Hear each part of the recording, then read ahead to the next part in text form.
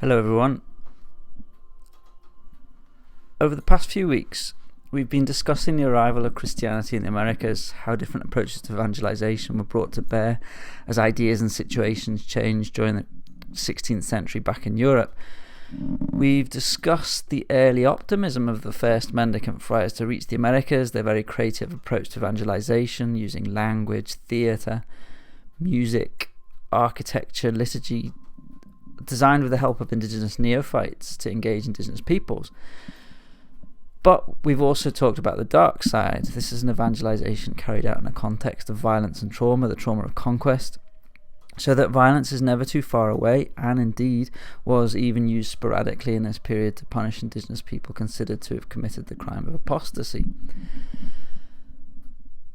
So as we enter the 16th century, we're seeing then a period of tightening up of what's being taught, and how, unfortunately, you also see the systematization of legal punishment for continued indigenous religious practices considered to be idolatrous. And this takes us into the long 17th century. So that's the end of the 16th century through to the beginning of the 18th century, which is what's known as the Baroque period. And that's what we're going to be discussing in these next two recorded sessions, which is Baroque spirituality. And in the first session we're going to be talking about mysticism, and in the second session we'll be talking about a particularly important group of people with respect to Baroque spirituality, and that was the Jesuits. So you might ask, well, okay, what does Baroque mean? Well, it might bring to mind images of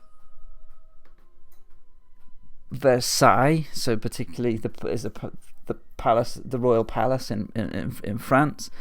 So images of opulence, flamboyance, to such an extent that it almost seems ridiculous to us now. I mean, it's just so over the top, really. Here's a painting of Louis XIV of France. I mean, can you imagine walking around in that kind of garb? I mean, it just seems crazy, really. And that, I suppose, that's what comes to mind when you stereotypically think of the word Baroque. So you might ask then, well, how does that square with a period of increased regulation and apparently systematized violence?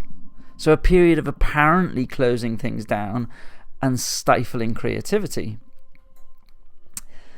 Well, the answer is that it doesn't really. And this is what I'll be going into in more detail in these two recorded sessions, which, as I've said, is about Baroque spirituality. And particularly Baroque spirituality in the context of the Americas. So as I say, the first video I'll be talking about mysticism, and in the second we'll be focusing on the religious order known as the Society of Jesus, or as they're more commonly referred to, the Jesuits.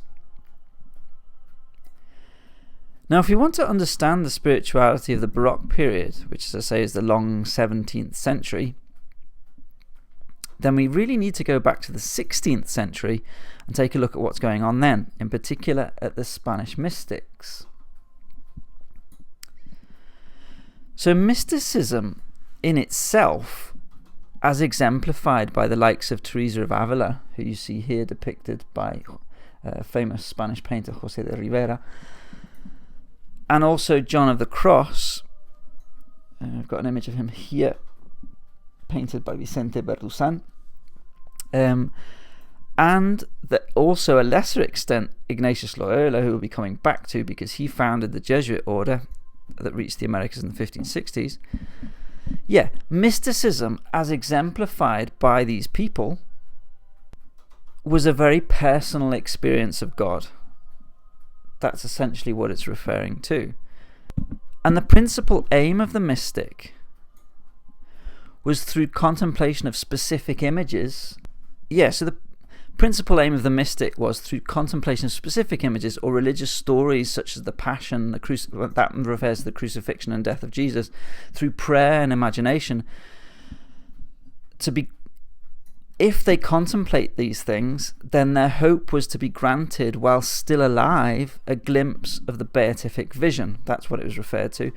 In other words, what that means is to be granted a glimpse of the face of God. And it's when mystics see the face of God, that's when they enter into ecstasy, because they're overwhelmed by the experience. Now, mysticism wasn't a new thing in the 16th century. There'd been a continuous tradition of mysticism stretching right back to the early Christians. For example, you have St. John the Evangelist, who I mentioned in previous sessions as the author of the Book of Revelation, and also the Gospel of John. Let's not forget that one. And you only have to glance at the Book of Revelation to see that it's deeply mystical theology, and his Gospel is also mystical theology. But another famous apostle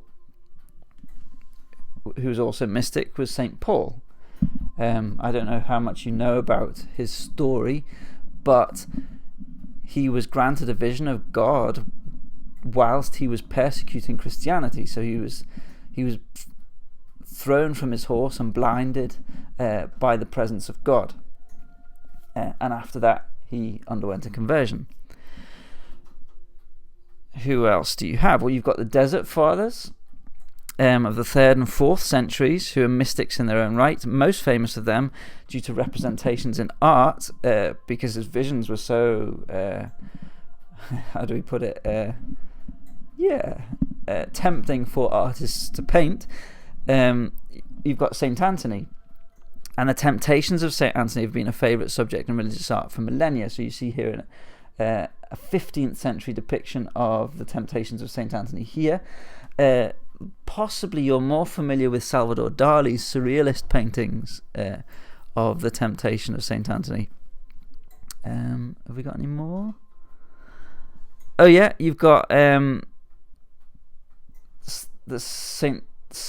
two saints, Simeon Stylites, and they're called Stylites because they basically stood on the tops of poles, or pillars rather than poles, in the desert, and they were raised up above the desert to combat devils in the air as they prayed. So Spanish mysticism of the 16th century was following in this tradition of intense contemplation, intensive asceticism. That's the deprivation of luxuries and the mortification of the flesh. The mystics wrote step-by-step exercises, almost in the way of handbooks to mysticism, that took followers up what they would refer to as the mystical ladder, all the way to the final stage, which is ecstasy. And you can see that here in this 7th century icon of monks. It's not that clear, but you can see the monks climbing up the ladder all the way to Christ here. But I'll come back to this. You can also see something else happening to the monks. They're being pulled off the ladder by demons. But I'll come back to that point later. And here's a 17th century version of that. So rather than a ladder, you've got a building, a tower, in which you have steps and different levels before you reach Gloria, or God's glory, and this is represented by the letters Yahweh in Hebrew. Yeah, and this is from a Dominican mystical text in the convent of Granada in Spain. And talking of ecstasy, the most famous representation of ecstasy is by an Italian sculptor, Bernini. Now, I mentioned Teresa of Avila. This is his depiction of Teresa of Avila's ecstasy. And here you can see the angel is about to pierce her breast with divine love, I suppose. And Bernini wasn't a mystic himself, so he could only understand it as something that was deeply, deeply sensual. You can see that represented in this sculpture. It's an absolutely perfect sculpture, really worth seeing if ever you're in Rome. Now, so that's ecstasy. But before you get any ideas about reading these spiritual exercises and attaining what Teresa of Avila attained there, I need to point out one or two misunderstandings that has, over time, got people into serious trouble. Now, the first is that if a mystic has the strength to work his way up the spiritual ladder, she or he will get to the top and will simply have to wait. There's no guarantee of ecstasy, because that's a gift given by God. There is nothing, and that's important, that the individual can do to provoke it. If the individual tries to provoke it, then it shows that the individual is not actually at the most perfect stage of the mystic. Now, in the 16th and 17th centuries, there's a significant number of people, especially women in Spain and the Americas, although these women were encouraged by spiritual advisors, priests, men, who began to try to follow the spiritual exercises of the mystics. So what they're doing essentially is, I suppose, laudable, because they're aspiring to sainthood. But they bring the Inquisition on themselves because they claim to have reached the beatific vision and ecstasy without going through all the proper stages and in conditions that, for the Inquisition at least, were quite implausible. So the Inquisition's point of view was that either they were faking it and gaining credit for doing so, and that's something which the Inquisition took exception to, didn't like that, or something else was going on. And this is my next point, my next kind of caveat. So mysticism, in a way, it's like lighting a candle in the darkness whilst walking a tightrope in the middle of a wind. That's my kind of allegory of it. It's extremely difficult, and it's both physically and mentally demanding, and it could and did cause tremendous physical and mental damage if it's not done under the correct conditions. Because lighting that candle draws attention to oneself from beings other than humans. So if you look at the spiritual exercises of St. Ignatius Loyola, he invites the individual who's reading to contemplate doing battle under the banner of Christ against the standard of Satan. And for members of the Society of Jesus at that time, the devil played a very active role in obstructing and attempting to undo the work of God, and therefore had to be countered at every turn. This is something that's very, very prominent in the documents and the letters that the Jesuits write. So from that perspective, mankind was under siege, and this was at the forefront of Ignatian and Jesuit spirituality. So Lucifer, who's described as the leader of all the enemy, is seated on a throne, and I'm quoting here, seated on a throne of fire and smoke, in aspect horrible and terrifying, as he summons uncountable devils, disperses some to one city and others to another, and thus throughout the whole world, without missing any provinces, places, states, or individual persons. So that's from the spiritual exercises of St. Ignatius. The soldiers of Christ, meanwhile, must always guard against these diabolical assaults as Satan and his hordes besiege the soul. And I'll quote again, "The enemy acts like a military commander who is attempting to conquer and plunder his objective. The enemy of human nature prowls around and from every side probes all our theological, cardinal, and moral virtues. Then at the point where he finds us weakest and most in need in regard to our eternal salvation, there he attacks and tries to take us." And this was considered true whether you were a mystic or you weren't. It didn't matter if you were a mystic. The point with mysticism, though, was by climbing that mystical ladder, by lighting that candle and walking that tightrope, the individual draws immediate attention to his or herself. You can see the eyes of the devil just literally focused on that individual. As soon as the candle is lit, all demonic eyes turn to the person carrying it, because it's a light in the darkness, and the devil wants to extinguish it. And so they do then all they can to drag these individuals from the path of virtue. So you can see the devil's pulling the demons off the ladder here.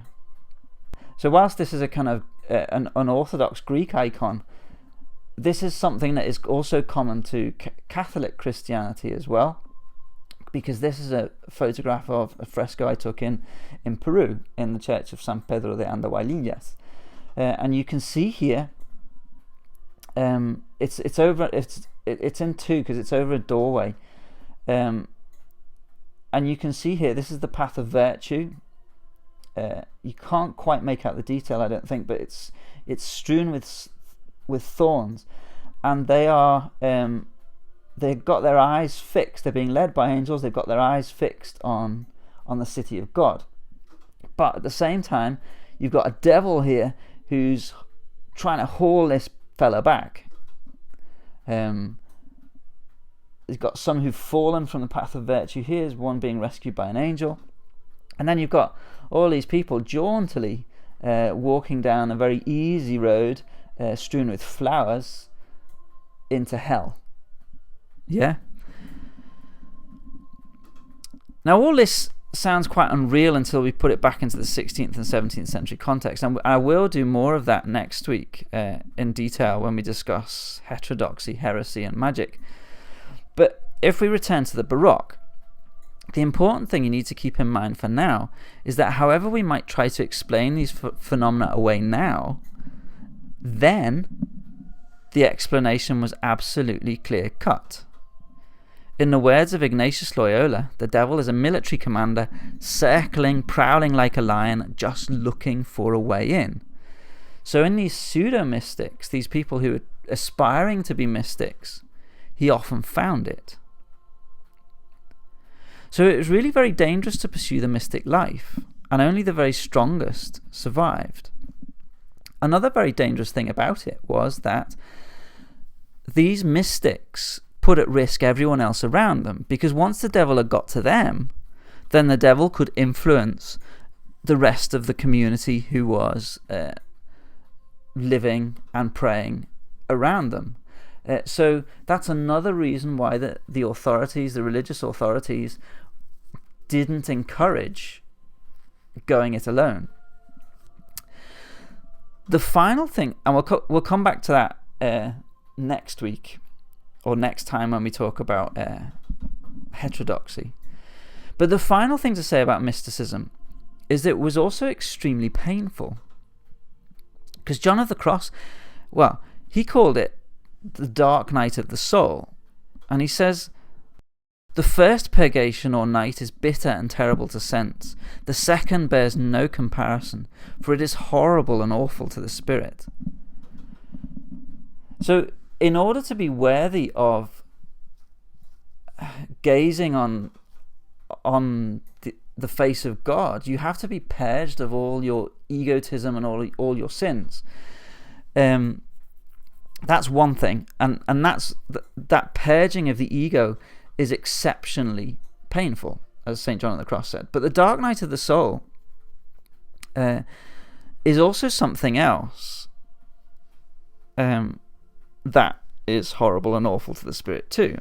How so? Well, don't want to give anything away about myself or even to ask you about yourselves, but imagine or remember, as some of you might have experienced this, a superb high caused by adrenaline, possibly imbibing lots of alcohol, maybe even substances you shouldn't have done.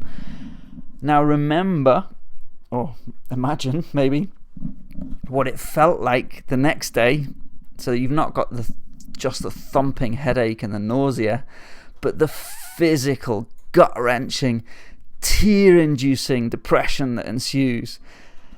Now, if you've got that fixed in your mind, try to imagine a high so pure and so amazing that the entire purpose of your existence is utterly and completely fulfilled. You and your soul are in the presence of God. You are overwhelmed by God. You cannot tear your eyes from the beatific vision. You are utterly filled by and consumed by light. And now imagine the come down from that. And that's basically what St. John of the Cross talks about in his Dark Night of the Soul. He says, he, that's God, leaves them, the mystics, so completely in the dark that they know not where to go with their sensible imagination, and they cannot advance a step in meditation. Their inward senses being submerged in this night and left with such dryness that not only do they experience no pleasure and consolation, they find only insipidity, that's a hard word to say, and bitterness. And he's speaking from experience, and he doesn't do it justice, to be fair. I mean, how do you describe a high like that? How do you describe a come down like that? Effectively, he's saying that it is definitively the worst come down you can ever have. So that's another danger of mysticism for you to bear in mind. So my advice to you here is, if you're tempted, make sure you seek the proper spiritual guidance. Anyway, that's where we'll leave it this session, and we'll come back in the next session and talk about the Jesuits.